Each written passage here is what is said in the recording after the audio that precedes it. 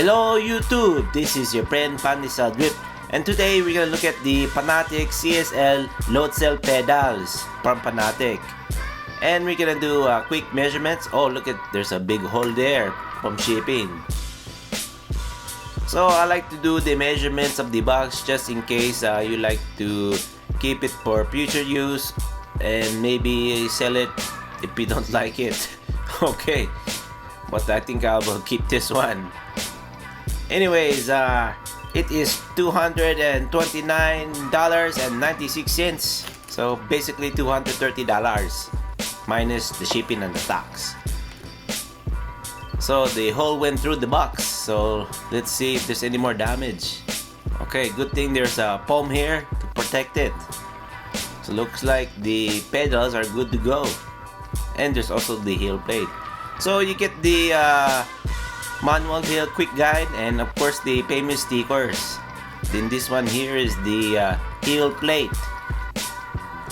Then the RJ12 cable, which I will not use since the Loadcell comes with the USB. Some tools here for mounting the bolts. And here's your bolts, nuts and bolts. Okay, the two pedals here. Let's take out this first one here.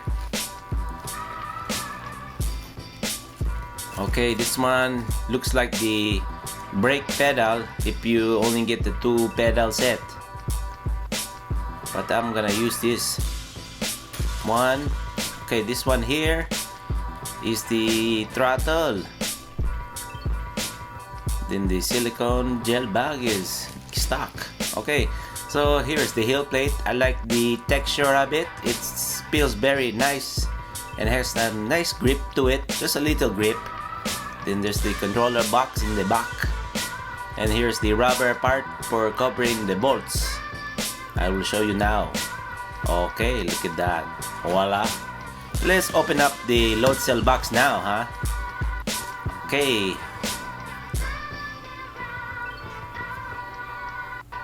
So again, some foam here. Nice protection, quick guide, and the Fanatec stickers again. Okay, in this bag here is the controller box, since now you have 3 inputs and this one will be hooked up USB. And here's the USB cable, very long, and some grip tape for the pedals, which I will not use.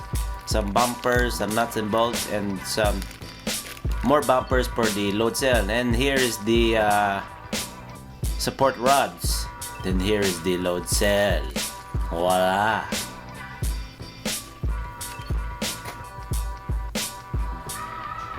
Now all of these are made in metal, aluminum, so very nice.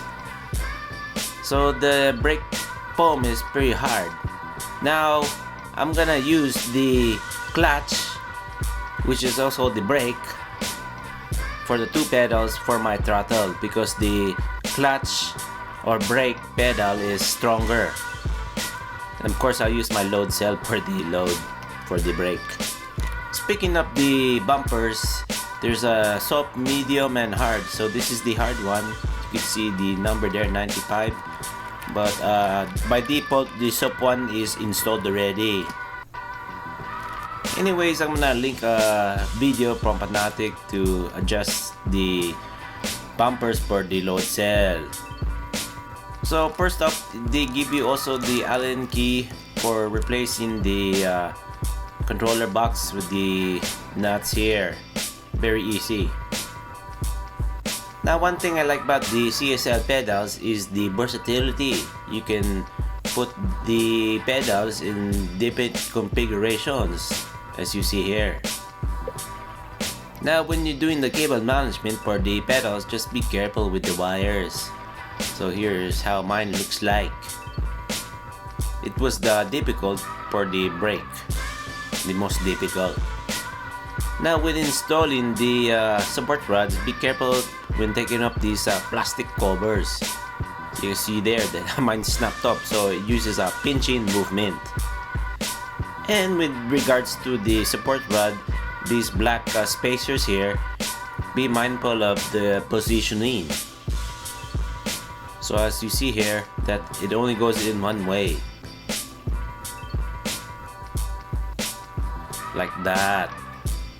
So just be mindful of the position of it when you put these spacers in.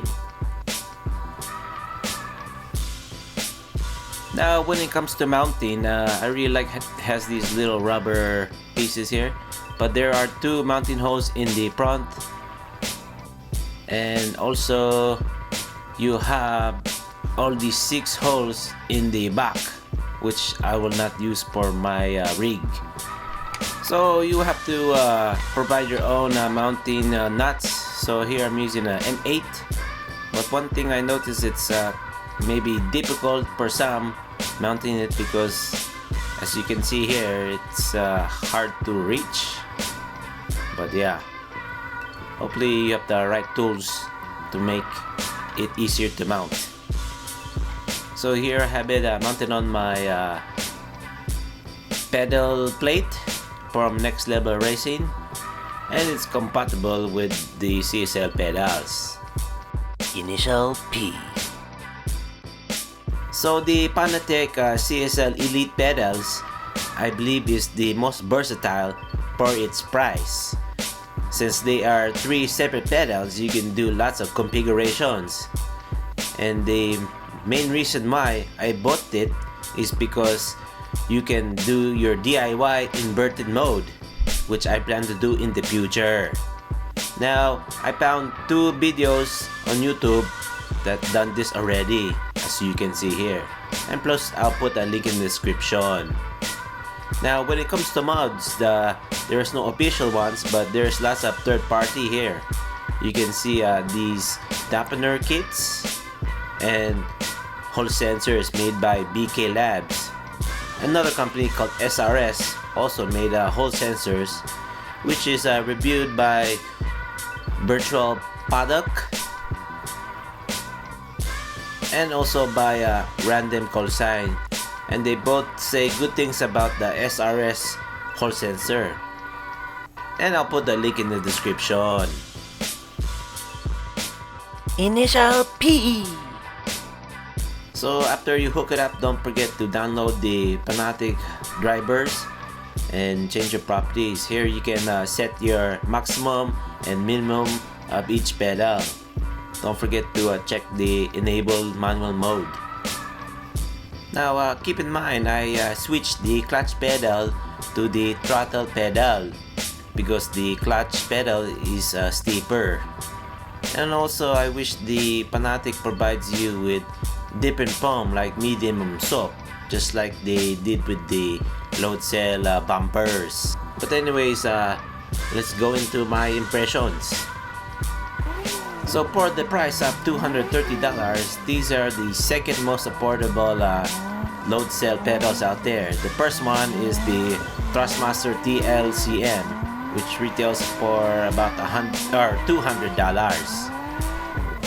Now if you're coming from a Logitech or even the Thrustmaster T3PA, I believe these Loadcell Elite pedals are a decent upgrade, but it does not come close to the Fanatec B3, which are far more superior than the CSL Elite pedals.